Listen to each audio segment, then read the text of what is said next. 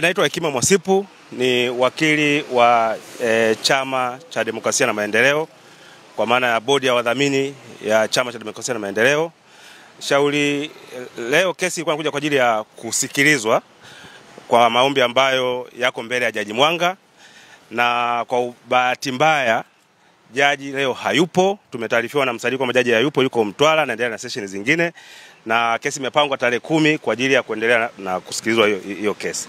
So far tunaomba wanachama wetu tarehe 10 tuweze kujaa mahakamani kwa ajili ya kuendelea kusikiliza kesi hiyo. Hayo ndio yaliyojiri leo katika mahakama mbele ya msajili tarehe 10 mwezi wa 7.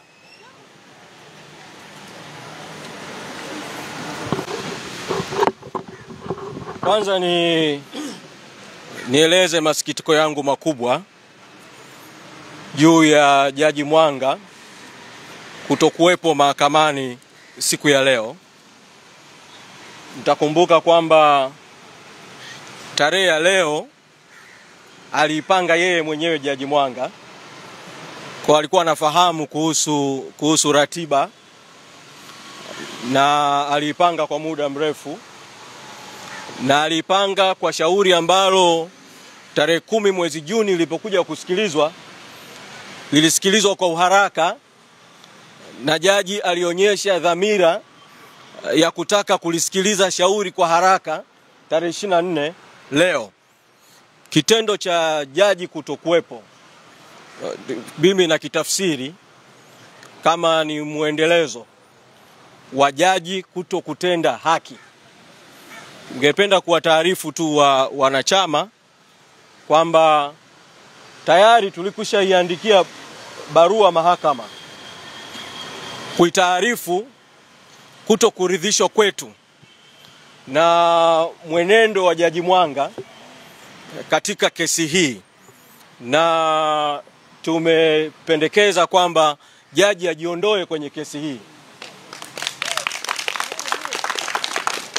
Tulitarajia kwamba leo pamoja na mambo mengine swala hilo la jaji kujiondoa lingesikilizwa, lakini jaji hakuwepo leo, na imeelezwa kwamba atakuwepo tarehe 10 mwezi Julai. Kwa hiyo yaliyofanyika leo itakuwa ni nyongeza tu. Tutachukua hatua za ziada hapo katikati kuongezea uzito zaidi wa kisheria wa kutaka jaji ajiondoe. Kwa hilo la kwanza ambalo nitaka nilisemee. La pili, ningependa kuwataarifu vile vile wanachama na viongozi kwamba tumewasilisha vile vile maombi mahakamani ya kutaka swala la kuzuiwa chama kufanya shughuli za kisiasa lipitiwe upya na mahakama. Kwa hiyo tunatarajia kwamba, na hili lilikuwa lifanyike leo, kwa sababu maombi hayo tumeyawasilisha kwa hati ya dharura.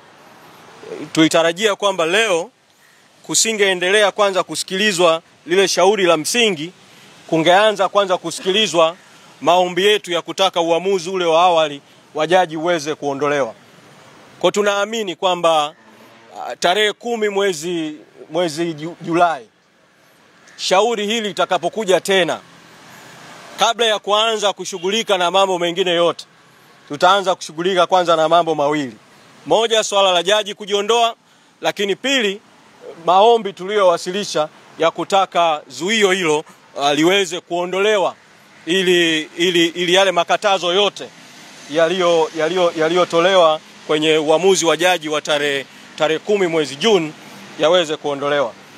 Niseme kwa ufupi tu kidogo kuhusiana na hayo makatazo ambapo makamu mwenyekiti wa chama atazungumza zaidi. Tarehe 10 mwezi Juni jaji alitoa amri mbili. Amri ya kwanza ilimhusu katibu mkuu wa chama na bodi ya wadhamini kuzuiwa kuitisha shughuli za kisiasa au kushiriki shughuli za kisiasa. Nataka kuwafafanulia tu wanachama wa Chadema kwamba amri hiyo ilihusu bodi ya wadhamini na katibu mkuu wa chama, haihusu wanachama na viongozi wengine kuendelea na shughuli za kisiasa za chama bila kutumia rasilimali za chama. amri ambayo inahusu bodi ya wadhamini, katibu mkuu, wanachama na viongozi wote. Ni amri ya pili ya jaji juu ya matumizi ya rasilimali za chama. Amri hii, uamuzi wa jaji uliweka bayana kwamba zuio linamhusu katibu mkuu, inahusu bodi ya wadhamini, inahusu watumishi wa chama, inahusu mawakala na mtu mwingine yoyote ambaye anaweza kufanya kazi kwa niaba ya bodi ya wadhamini na katibu mkuu au kwa jina la bodi ya wadhamini na jaji mkuu. Kwa nitaka nitumie fursa hii tu kuweza kuclarify hilo vile vile. Ninawaomba wanachama muwe wavumilivu katika kipindi hiki. Tunajua kwamba tunapita katika kipindi ambacho watawala wameamua kutumia mbinu haramu kudhibiti vuguvugu halali la wananchi la no reforms no election. Ninachowasihi tu ni kwamba pamoja na uvumilivu tulionao, tusirudi nyuma na msirudi nyuma kwenye mapambano yaliyoko mbele yetu ya no reform no election. Asanteni sana.